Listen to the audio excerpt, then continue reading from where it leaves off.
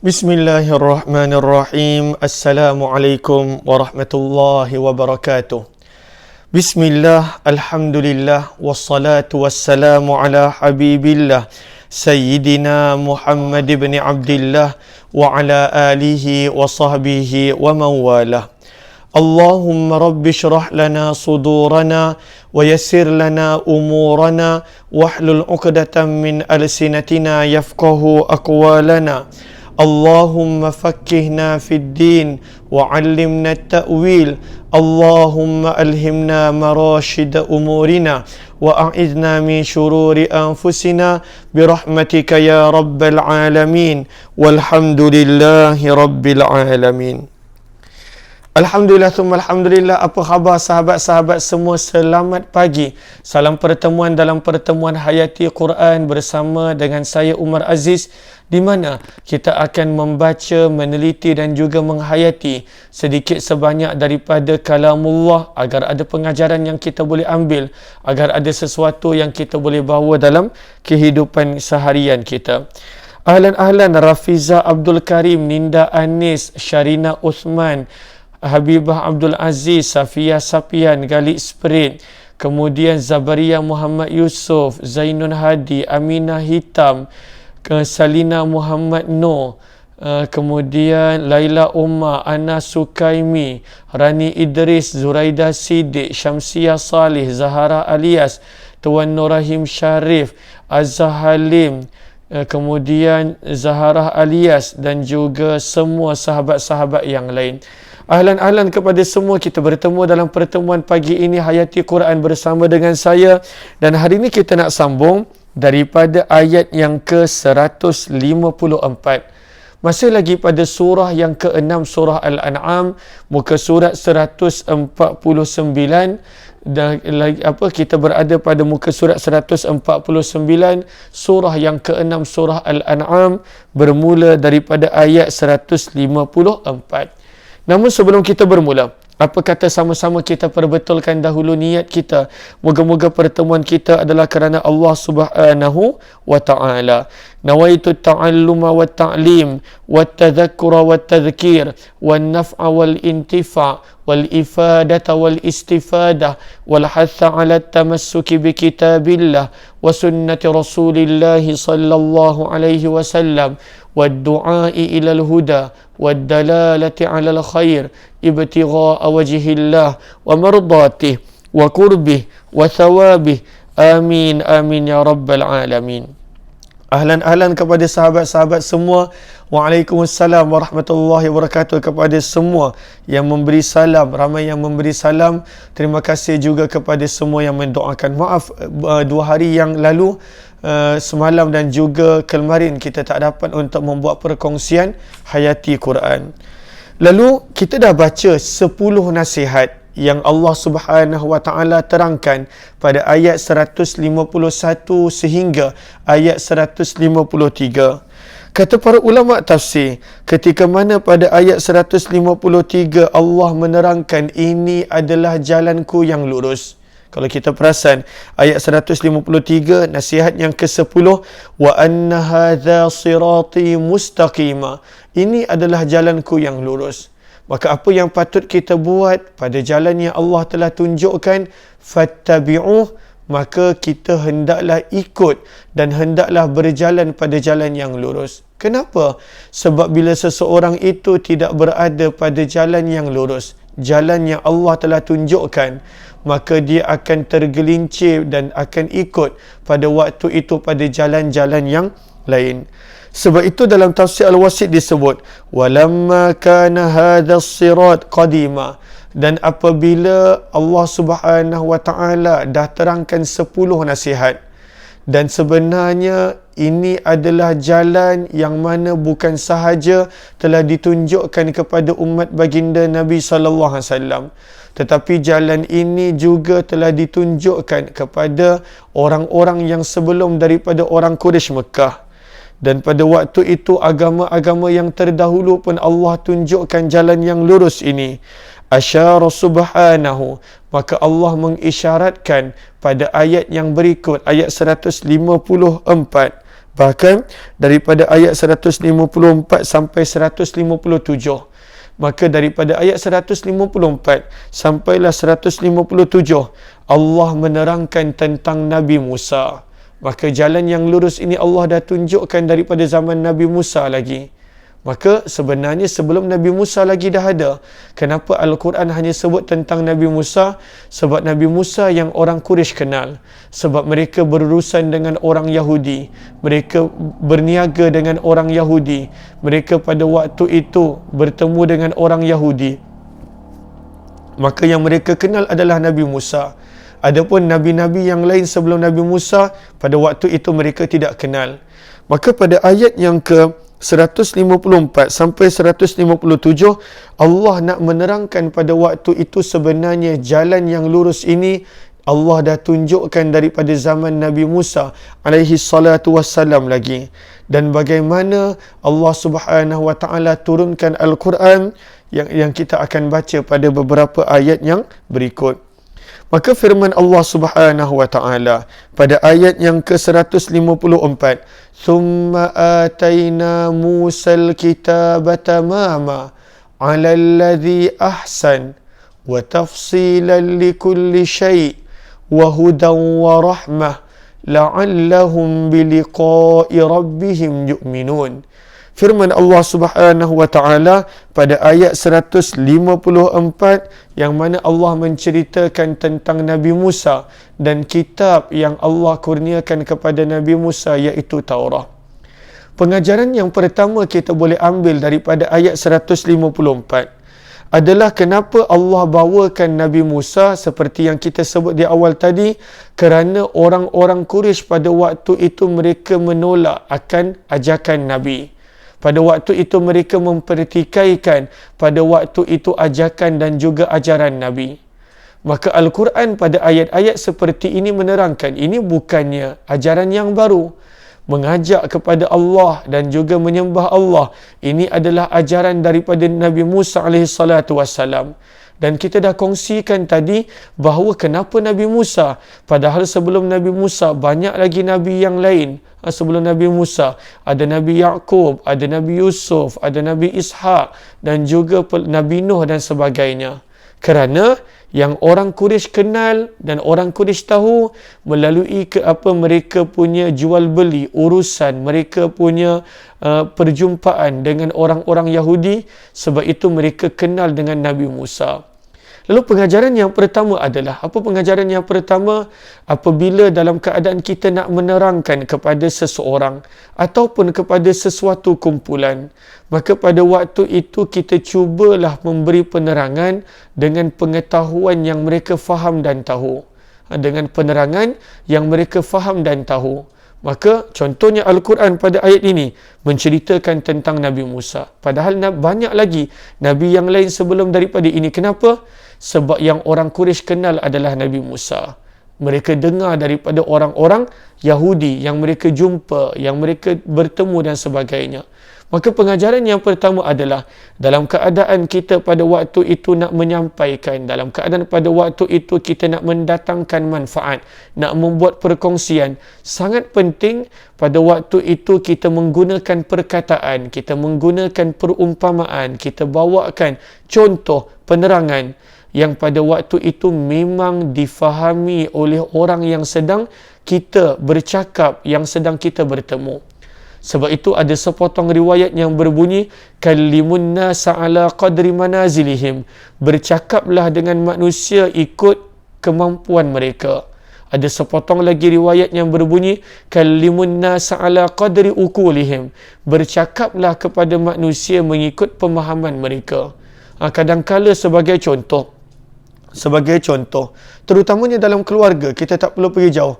Kadang-kala dalam keluarga untuk anak-anak, kita bawakan contoh yang dia tak faham. Lepas tu kita yang marah dia kerana tak faham.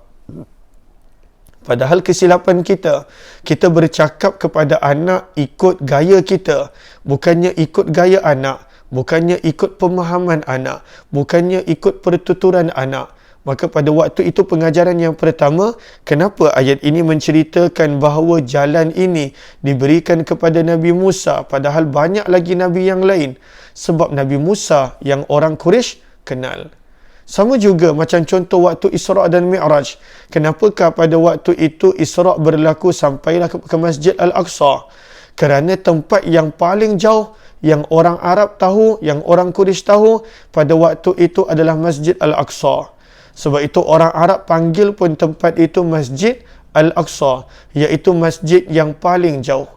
Maka sangat penting dalam kita berbicara, bercakap, berkongsi. Pada waktu itu kita ambil peduli, ambil tahu akan kemampuan orang yang berada di hadapan kita supaya jelas tujuan, supaya jelas pada waktu itu maksud dan juga apa yang dikehendaki daripada penyampaian tadi. Maka tak perlulah contohnya bercakap dengan anak, pada waktu itu kita ceritakan pada waktu itu benda yang dia tak faham daripada tahun, contohnya waktu kita berada, dia tak boleh nak faham, dia tak boleh nak digest, dan kemudian kita marah, kita tengking, kita kita menganggap buruk bahawa dia ni kenapa tak faham anak ini, orang ini, padahal sebenarnya penyampaian kita yang mereka tidak boleh terima dan tak boleh faham. Firman Allah Subhanahu wa taala, "Thumma", kemudian. Apakah maksud kemudian daripada ini? Kata para ulama tafsir, maksud kemudian adalah bila Allah dah terangkan 10 nasihat tadi. Bila Allah dah terangkan 10 nasihat tadi kepada orang-orang Quraisy Mekah, inilah yang patut kamu lakukan, yang patut kamu ikut. Kerana ini adalah perintah daripada Allah. Bermula ayat 151 sehingga ayat 153. Dan Allah tutup nasihat itu dengan menyebut ini adalah jalan kami yang lurus. Maka bila Allah dah terangkan 10 nasihat tersebut, maka Allah Subhanahu wa taala terangkan juga ini bukanlah nasihat yang baru, ini bukanlah jalan yang baru, ini bukanlah ajakan yang baru. Thumma, kemudian, ataina, kami telah berikan, kami telah kurniakan Musa, kepada Nabi Musa. Kita dah terangkan kenapa Nabi Musa disebut, tak Nabi yang lain. Kerana itu yang orang Quraisy kenal. Apakah yang Allah berikan kepada Nabi Musa? Al-Kitab, iaitu kitab Taurat. Allah berikan kepada Nabi Musa AS kitab Taurat. Dan kitab Taurat itu pada waktu itu fungsinya lebih kurang sama seperti Al-Quran. Adanya peringatan, adanya petunjuk dan sebagainya. Maka firman Allah pada ayat ini bahawa Taurat itu ada empat tujuan. Apakah tujuan Allah berikan Taurat kepada Nabi Musa? Yang pertama, firman Allah Subhanahu wa taala, tamama. Apakah terjemahan tamama? Sebagai penyempurnaan. Tamama, terjemahan tamama pada waktu itu adalah sebagai penyempurnaan. Penyempurnaan apa? Kata para ulama tafsir, penyempurnaan kemuliaan untuk Nabi Musa. Ataupun pada waktu itu dalam kurungan kita boleh tambah penyempurnaan nikmat untuk Nabi Musa dan juga untuk kaum dia. Maka daripada sini kita boleh nampak sebenarnya hukum ahkam, sebenarnya kalamullah, sebenarnya kitab Allah, sebenarnya ianya adalah penyempurnaan nikmat untuk kita. Ianya bukan membebankan. Ini pengajaran yang kedua. Seperti mana Taurat untuk Nabi Musa adalah tamama, penyempurnaan kemuliaan untuk Nabi Musa dan Bani Israel. Begitu juga tamama memberi makna penyempurnaan nikmat kepada Nabi Musa dan kaum dia. Maka daripada sini pengajaran yang kedua kita boleh ambil, sebenarnya sama juga seperti untuk kita. Al-Quran itu sebenarnya adalah penyempurnaan kemuliaan. Sebab itu Nabi SAW bersabda bahawa sesungguhnya Al-Quran ini mengangkat darjat sebahagian manusia. Inna Allah yarfa'u bihadzal kitabi aqwama. Banyak orang menjadi mulia disebabkan Al-Quran. Terlalu banyak. Saya sendiri dalam kehidupan saya banyak ketika, banyak keadaan saya dapat pada waktu itu pelbagai anugerah daripada Allah disebabkan Al-Quran. Disebabkan Al-Quran.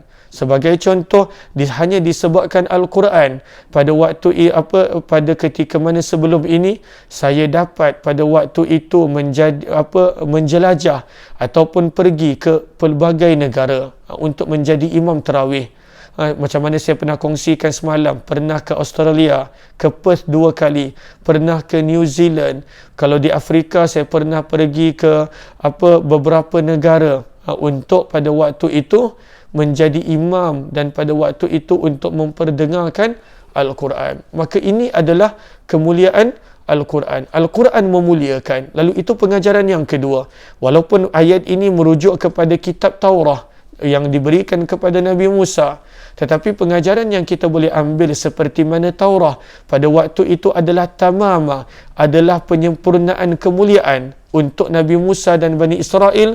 Sebenarnya Al-Quran juga adalah penyempurnaan kemuliaan untuk setiap daripada kita. Berapa banyak orang yang ada Al-Quran Allah muliakan di dunia, apatah lagi di akhirat, itu adalah pasti. Bagaimana orang yang ada Al-Quran, pada waktu itu Al-Quran akan menjadi pembelanya di kubur dan di mahsyar. Bagaimana orang yang ada Al-Quran, sabda Nabi, dia akan diberi peluang untuk memberi syafaat kepada ahli keluarganya yang terdekat. Bagaimana orang yang ada Al-Quran, bukan sekadar dia dimuliakan. Sabda Nabi SAW, yulbasu walidahu tajan yaumal qiyamah. Ibu bapanya pun dimuliakan. Lalu ini pengajaran yang kedua. Seperti mana Taurat itu adalah penyempurnaan tamamah kemuliaan untuk Nabi Musa dan Bani Israel, pengajaran yang kita boleh ambil adalah Al-Quran itu adalah penyempurnaan kemuliaan untuk setiap daripada orang yang menjaga dia, orang yang pada waktu itu memegangnya dan mengambil berat tentang dia. Sebab itu kita kena sentiasa dekat dengan Al-Quran. Jadikan satu orang daripada ahli keluarga kita yang pada waktu itu adalah orang yang berkhidmat untuk Al-Quran, menghafal, mengajar, dan pada waktu itu bersama dengan Al-Quran.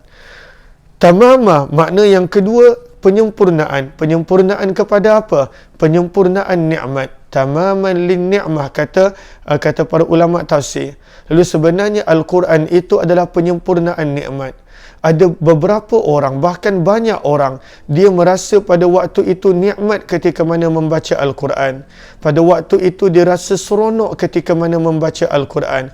Pada waktu itu dia rasa syahdu, dia rasa nikmat boleh baca Al-Quran. Lalu Al-Quran itu sebenarnya penyempurnaan nikmat. Walaupun ayat ini merujuk kepada Taurat, tetapi pengajaran yang kita boleh ambil sebenarnya seperti mana Taurat itu adalah penyempurnaan nikmat untuk Nabi Musa, seperti mana firman Allah pada ayat ini.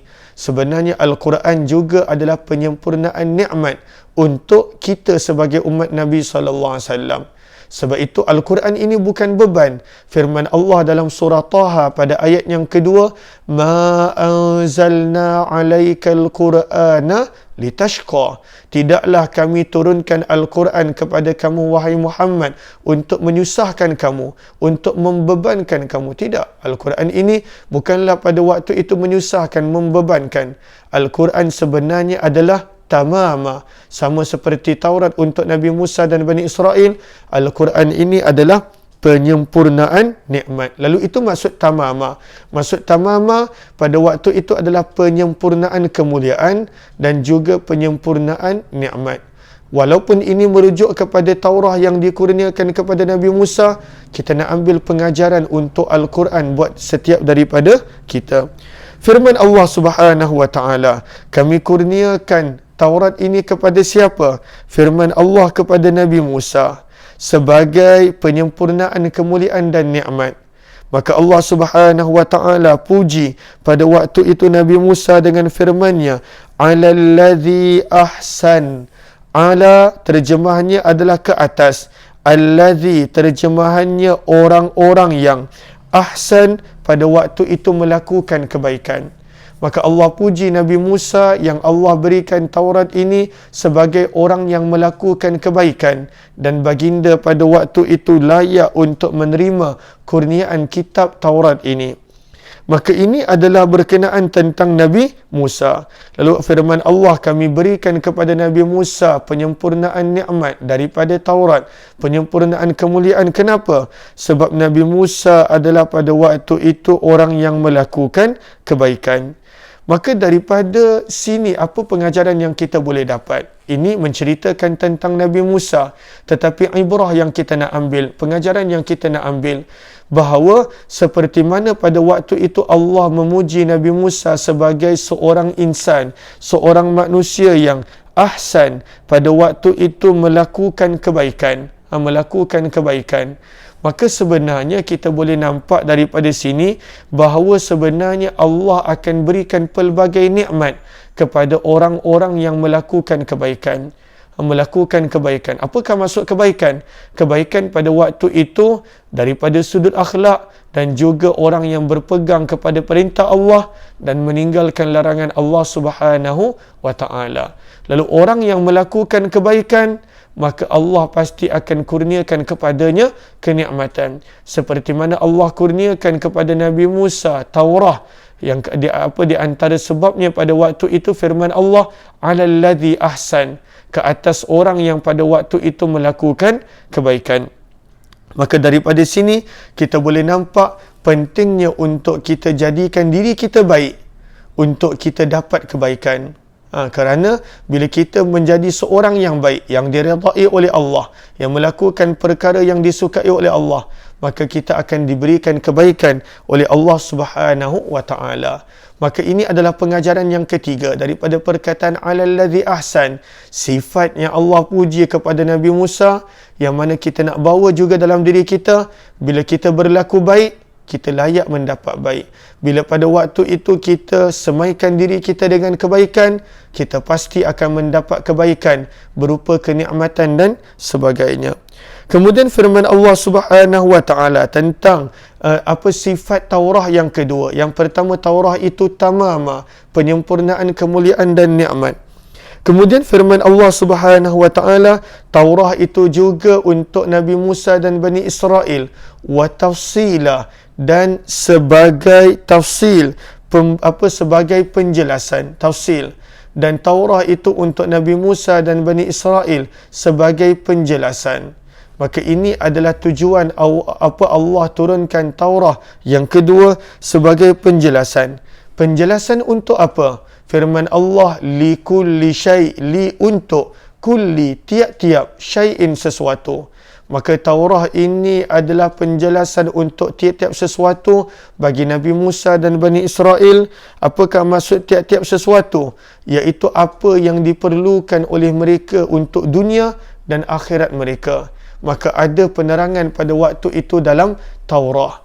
Maka daripada sini kita nampak tujuan Taurah yang kedua adalah memberikan penjelasan, memberikan pemahaman untuk urusan duniawi dan ukhrawi Bani Israel yang pada waktu itu diberikan kitab Taurah ini. Kemudian tujuan Taurah yang keempat untuk Bani Israel, firman Allah yang ketiga, wahuda, sebagai petunjuk, dan yang keempat sebagai warahmah, sebagai rahmat. Lalu inilah empat tujuan Taurah yang Allah maklumkan ketika mana Allah memberi penerangan dalam ayat ini kepada orang Quraisy Mekah. Wahai orang Quraisy Mekah, seperti mana Bani Israel yang kamu kenal, pada waktu itu bila mereka telah terima Taurat, Taurat itu tujuannya adalah sebagai tamama, penyempurnaan kemuliaan dan nikmat. Taurat itu sebagai tafsilah, memberikan penjelasan untuk mereka. Taurat itu sebagai huda, petunjuk. Taurat itu sebagai rahmah, rahmat kasih sayang. Maka sebenarnya begitulah juga Al-Quran, wahai orang Quraisy. Tujuannya sebenarnya untuk memberikan penjelasan. Tujuannya sebenarnya untuk menunjukkan jalan petunjuk, jalan hidayah. Tujuannya supaya kamu beroleh rahmat Allah. Lalu ini cara Al-Quran menerangkan bila Al-Quran pada waktu itu dah bawakan 10 contoh. Dan kemudian sebelum nak menerangkan tentang kedudukan Al-Quran, Allah bawakan sesuatu yang memang orang Quraisy dah faham. Orang Yahudi, Bani Israel, mereka ada Taurah.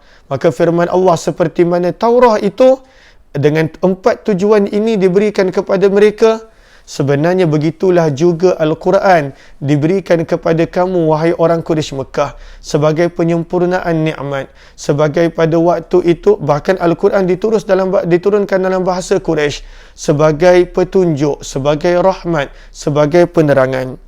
Maka kenapa Allah datangkan pada waktu itu kitabnya? yang mana dengan 4 tujuan tadi.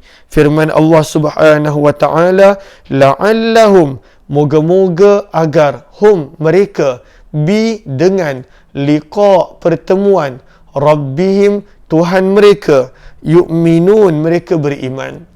Lalu tujuan didatangkan kitab, kenapa? Nak menjadikan manusia itu percaya dengan hari kebangkitan, percaya dengan pertemuan mereka dengan Allah, yang mana Al-Quran, Taurat datang dengan tujuan itu, samalah juga Al-Quran datang dengan tujuan itu. Kenapakah Allah bawakan dengan perkataan la'allahum biliqa'i rabbihim yu'minun? Sebab orang Quraisy, bahkan kebanyakan daripada agama-agama yang selain daripada agama-agama Samawi, mereka pada waktu itu percaya mati sebab mereka nampak kematian. Tetapi yang mereka pada waktu itu sangat tak percaya adalah kebangkitan dan saat bertemu dengan Allah. Itu mereka tak percaya. Lalu sebab itu Al-Quran sedang memberi perumpamaan tentang Taurah bagi Bani Israel. Tetapi sebenarnya tujuan dia nak memberi kesedaran kepada orang Quraisy, yang mana ayat ini turun kepada mereka dan juga seluruh umat Nabi, bahawa kenapa Allah datangkan Taurat untuk Bani Israel, sama juga iaitu Al-Quran untuk kamu dan juga umat Nabi sallallahu alaihi wasallam, supaya kamu percaya, yu'minun, kamu percaya, kamu yakin, kamu beriman, yang mana satu hari nanti kamu akan bertemu dengan Allah Subhanahu wa taala. Itulah tujuan kitab-kitab diturunkan, supaya manusia berusaha untuk hari kebangkitan, untuk hari pertemuan, dan manusia percaya pada waktu itu tentang hari kebangkitan dan juga tentang hari pertemuan. Lalu ini tujuan dia, firman Allah, la'allahum biliqa'i rabbihim yu'minun, supaya agar mereka percaya dengan pertemuan dengan Tuhan mereka. Lalu kalau kita nampak sangat cantik ayat yang ke-154 ini, walaupun diceritakan tentang Taurat Nabi Musa dan Bani Israel, sebenarnya peringatan itu sedang diberikan kepada orang Quraisy yang pada waktu itu diminta untuk mengambil Al-Quran, beramal dengan Al-Quran dan beriman dengan Al-Quran. Inilah cara Al-Quran memberi penerangan, membawa perumpamaan, membawa tamthilan, supaya pada waktu itu mudah akan umat baginda Nabi SAW faham. Maka ini adalah ayat yang ke-154. Sebab itu ayat 155 kita nampak Allah cerita tentang Al-Quran. Wahadha kitab. Lalu Allah ceritakan tentang Al-Quran. Bila orang Quraisy dah faham tujuan Taurat kepada Bani Israel, yang mereka memang kenal, yang mereka memang tahu, yang mereka pada waktu itu memang berjumpa banyak dengan orang Yahudi, waktu berniaga dan sebagainya. Maka bila mereka dah faham Taurat itu sebagai penyempurnaan nikmat dan tujuan yang lain untuk Nabi Musa dan Bani Israel, barulah pada ayat 155 Allah ceritakan tentang Al-Quran buat orang Quraisy Mekah dan juga masyarakat-masyarakat Arab pada waktu itu. Moga-moga bermanfaat pada pertemuan pada pagi ini, insya-Allah. Esok kita sambung ayat 155 insya-Allah. Terima kasih sahabat-sahabat semua. Kita jumpa pada jam 3.15 dalam program kelebihan fadilat ibadah haji. Moga-moga walaupun tahun ni kita tak dapat buat haji, tetapi kita nak melalui hari-hari haji yang indah ini dengan kita berazam, moga-moga kita dapat pergi lagi dan lagi untuk menunaikan ibadah haji, ataupun kepada yang belum, supaya kita ada azam untuk melakukan tindakan daripada sudut mendaftar, menyimpan untuk ibadah haji, insya-Allah. Kita berada pada hari ini 3 Zulhijjah, dan kalaulah kita masih ingat, manusia dah mula sibuk membuat persiapan untuk ibadah haji yang hanya setahun sekali. Wabillahi taufiq wal hidayah. Assalamualaikum warahmatullahi wabarakatuh. Terima kasih semua.